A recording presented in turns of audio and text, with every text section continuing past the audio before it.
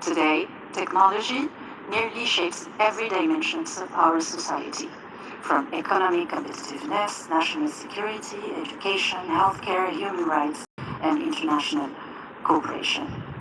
Governments now must develop a new capability, the ability to engage internationally on technology with the same strategic importance traditionally given to diplomacy, trade, or defense.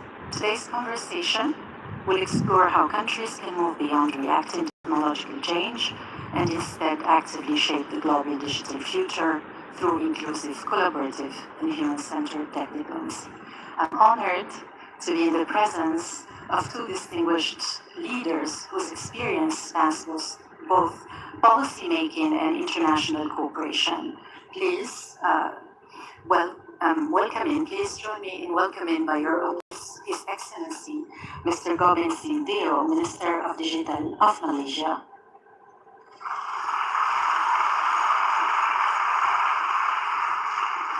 And His Excellency, Professor Tawfiq Jelassi, Chair of the Supervisory Board of the Tech Diplomacy Global Institute. Thank you, Excellencies, for being with us.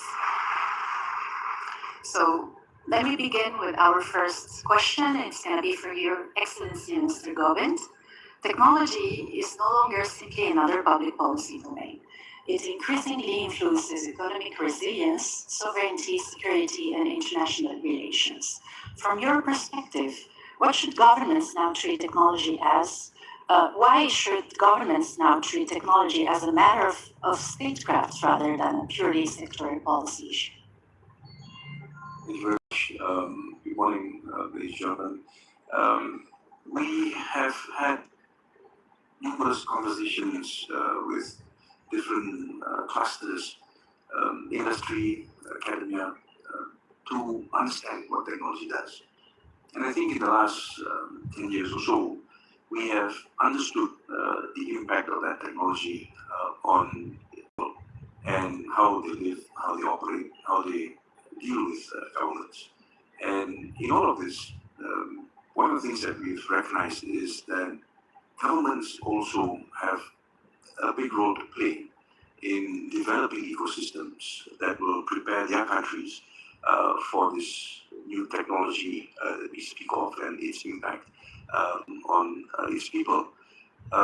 This is why I think it is important for us to understand that once we speak about technology, and we know that it is something that's going to transform the way we operate, how do we actually build competence around its adoption?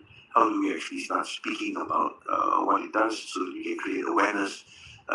Most importantly, how do we ensure that people have access to technology and ultimately adopt the technology so that it actually benefits them?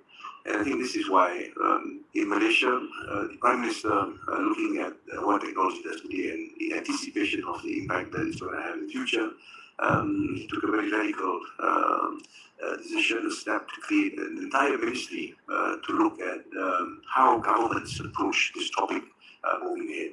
Now, ladies and gentlemen, I think the challenge is not just with industry, academia alone. There's a greater challenge, and that is with government. Because governments have existed for a long time. And that is the problem. When you exist for a long time, you are very used to and very comfortable with doing things in a certain way.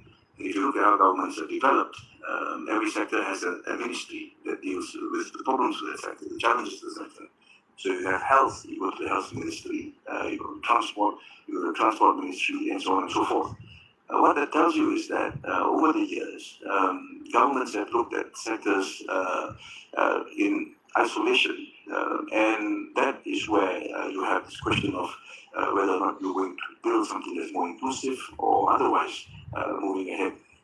When you speak of digital transformation and technology and its impact on all sectors, you realize that the current setup and structures of governments, which is the structures created in the past, may not fit into what you require moving ahead in the future. Because now you've got to start thinking of how you can start a conversation in government that cuts across all ministries, cuts across all sectors, looks at bringing together different groups of people who, before this, spoke in isolation about their problems and dealt with their sectors alone.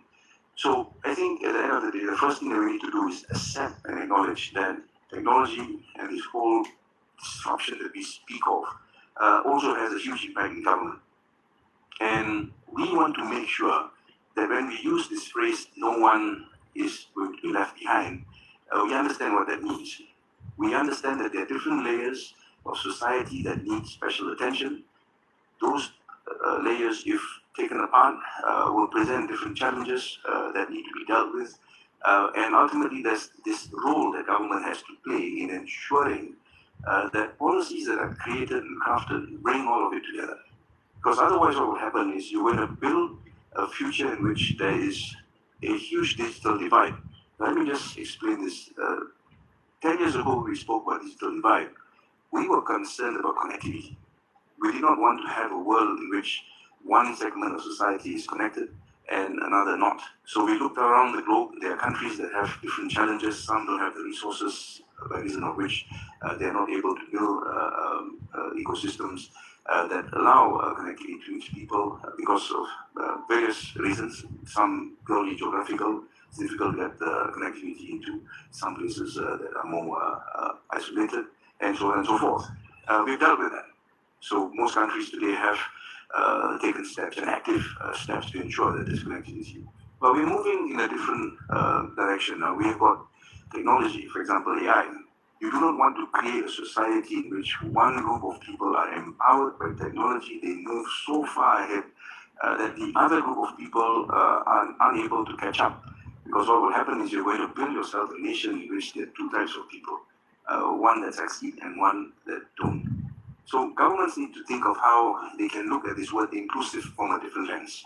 What does inclusive mean in this new world of digital transformation that we speak about? How do we make sure that we can do things using data? We know exactly who the target groups are, what they need, the problems they have spoken about in the past, how we can use technology today to deal with those problems, and ultimately make sure that it goes beyond a conversation. Conversations are plenty. We have conversations every day.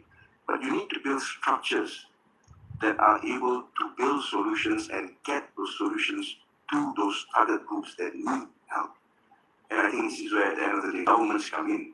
Because if we want to make sure that children are protected, we want to make sure that people with lesser abilities are also given what we call attention.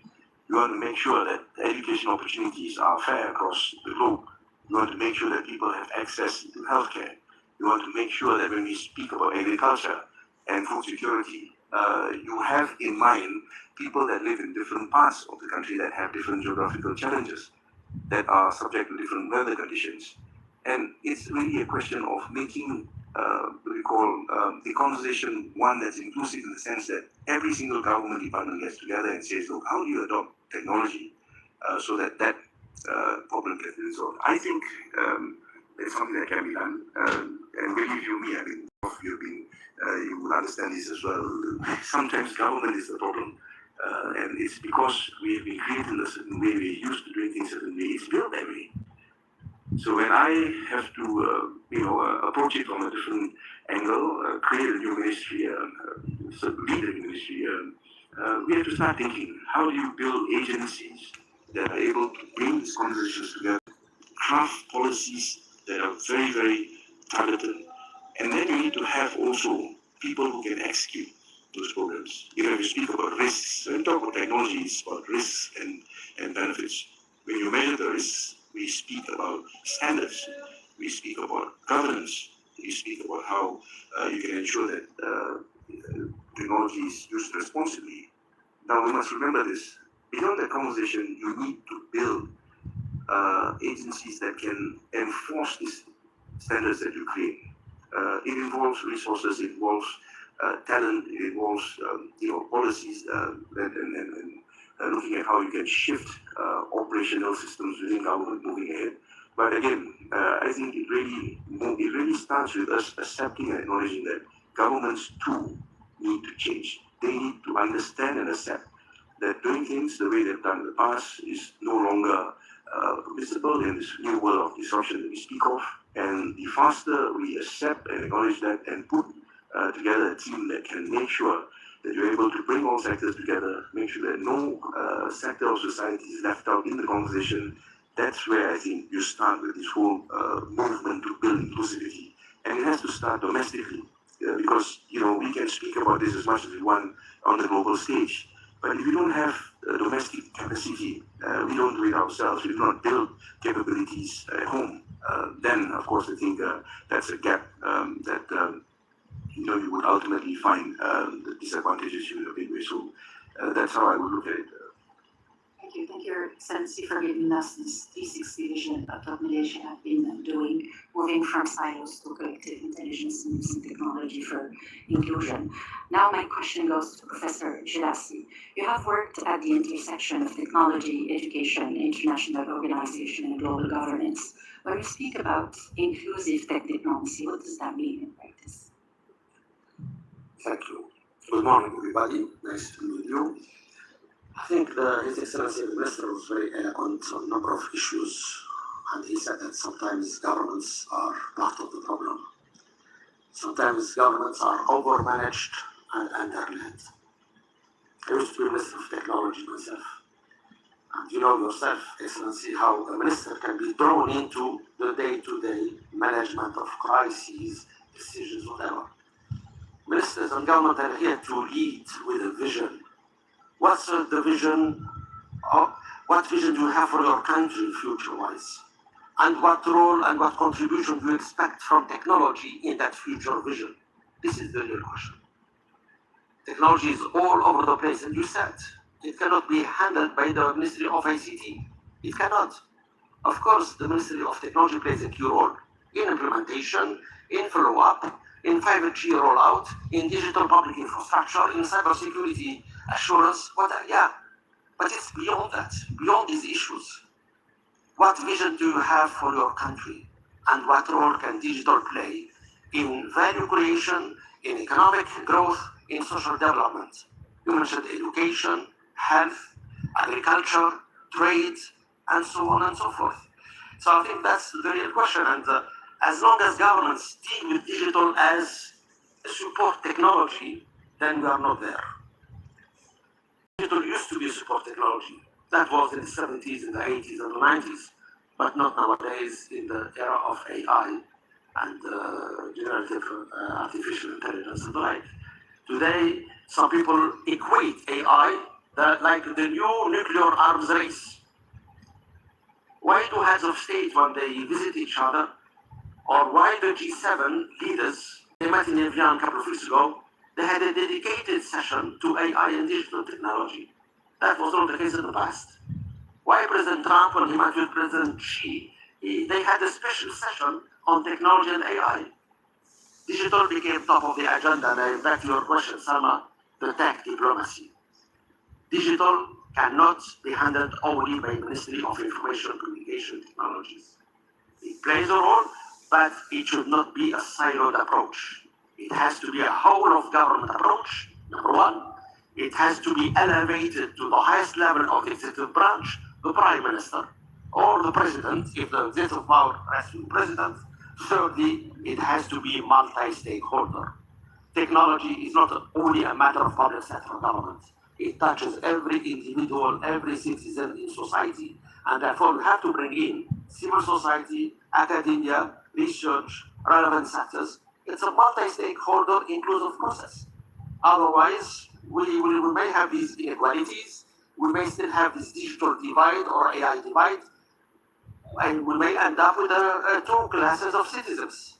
Those who are technology connected, information powered, and those who are left behind. And as we said, the UNESCO and the UN does not want to leave anyone behind. We want this inclusive approach. How can we educate the youth?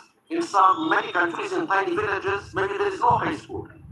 Well, instead of the student or the people going to the school, then education can come to them through online learning, through digital education, medicine, healthcare, the same. In tiny villages, you don't have specialized doctors and physicians. Well, we can use telemedicine, we can use teleradiology, we can use other ways to bring the specialized healthcare to the tiny villages and the rural communities. Are we doing that? I remember my best day when I was in government. By the way, again, across silo approach, I was Minister of Higher Education, Research, Innovation, and Technology. An effort to say, if you want to educate students, you need to expose them to innovation and expose them to digital so they can become, maybe some of them, digital entrepreneurs and create functions.